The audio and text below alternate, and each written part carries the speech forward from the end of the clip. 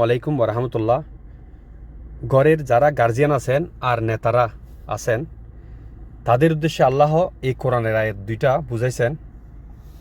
আল্লাহ বলেন, কিয়ামতের দিন তারা বলবে, হে আমাদের রব, আমরা আমাদের নেতৃবর্গ ও বিশিষ্ট লোকদের অনুগত্য করেছিলাম। অর্থাৎ এরা বলবে, আমরা আমাদের নেতাদের কথা শুনেছিলাম, অর্থাৎ না হয় আমরা আমাদের মা বাবার কথা শুনেছিলাম।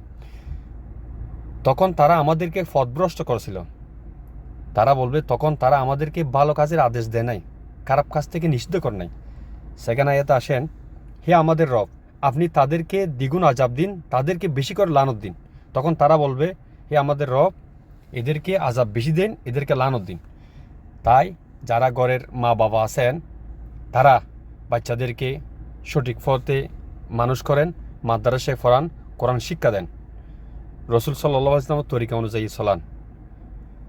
আর যারা নেতারা আছেন তারা কর্মীদেরকে সৎ কাজের আদেশ দেন, খারাপ কাজ থেকে নিষিদ্ধ করেন। না হয় আপনারা কিয়ামতের দিন আটকা পড়ে যাবেন। আল্লাহ সবাইকে হেদায়েত দান করুক। আমিন। জাযাকাল্লাহ।